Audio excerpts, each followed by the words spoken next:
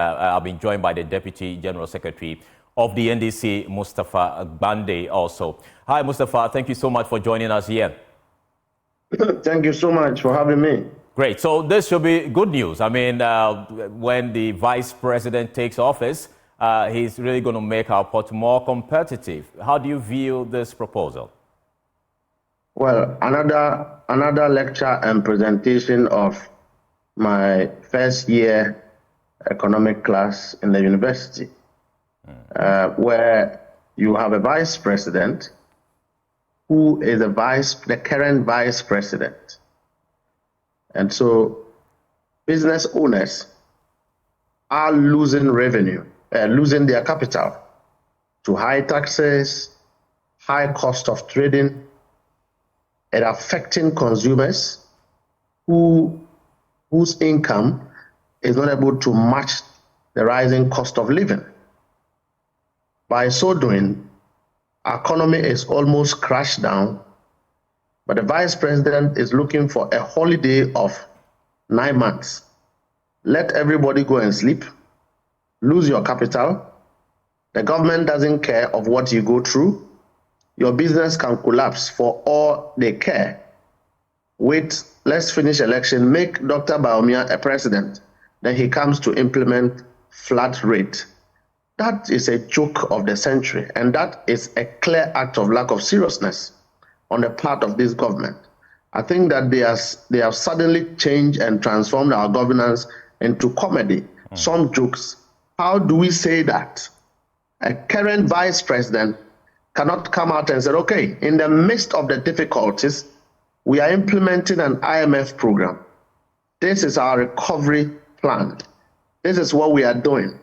These are clear earmarked policies that we are implementing to ensure that in the meantime or in the medium time, in the short term, in the long time, we are able to recover out of these challenges. But he says that make me a president and this is what I can do. Dr. Bawumia is fully in charge of the government of President Akufo-Addo. In fact, as it stands now, President Akufo-Addo is just a ceremonial figure.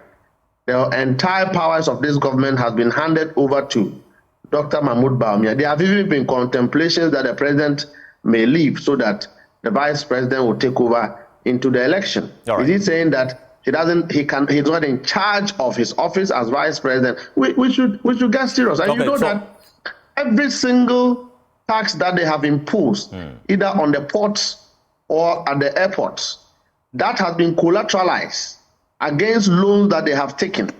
So it is not realistic to say that you can easily overhaul the entire process. It has to take a gradualist approach for us to be able to discharge the backlog of burdens that we have when it comes to how taxes have been imposed and how we make sure that we take those taxes out of services that government renders. So anybody who tells you that he has the power to run anything that is far away from what we have currently, it's a lie. It cannot be implemented. And this is not a time we should be making such political pronouncements, particularly from people who have responsibilities to solve the problem as we are. Today, as we speak, are they not charging COVID levies at the port?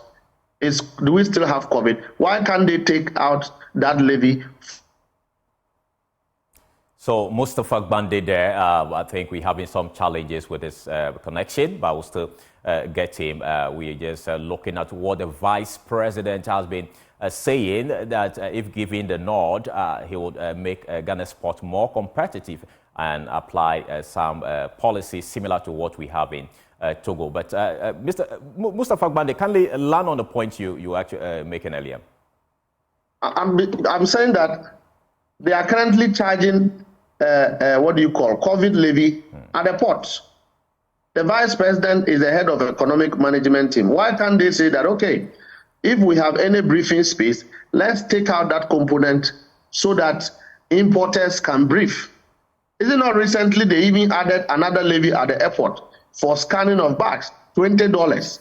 I mean, so when you come and talk as if the complaints that Ghanaians or the challenges Ghanaians face are not realistic and that we can freeze that until a certain period where people will lose their capitals, people will lose their businesses, companies would have collapsed, the country would have lost factories because they cannot bear the cost of doing business. And at what time would you come and implement all of these? When you are clearly the vice president in the seat, let Dr. Bawumia tomorrow announce flat rates for the port. Let him announce it tomorrow. We dare him. If he really thinks he should be taken serious in this country, he should announce tomorro these policies he's talking about. Let him convince his boss, President Akufo-Addo, and announce to Ghanaians that on this basis, these are the reforms that they are implementing to ensure that it brings relief to Ghanaians. And let's stop these rhetorics and these gimmicks and these jokes of politics. All right, Mustapha, but before I let you go, you know that our ports need to be competitive. As we speak, data shows that we're actually losing cargo to our neighboring countries. You want to come into office next year. What would you have done differently to make our port more competitive? President Mahama have been engaging importers and stakeholders. I believe that the experts in this area will speak to the policies of His Excellency John Dramani Mahama when it comes to how he's going to handle the ports to relieve businesses of the stress they are going through. But our ports need to be competitive, I agree. Togo has been practicing free ports for some time now. And so how come people now take their goods to Togo? It is because the port charges have increased and increased and increased and increased. In the last 7 years, if you look at the number of times they have increased port charges, it has been so astronomical. And this was the same vice president who was in charge. And so I'm just saying that the NDC will come out with our policy framework in terms of how to revolutionize the economy and bring it on track. But in the meantime, let the driver and the mate do something strategic, do something realistic. Be honest for once and say that the policies I'm talking about, I'm willing to implement them now. Let Dr. Mahmoud Bawumia hold another lecture and implement that policy. Today, they have a new finance minister who I believe is competent than the other one.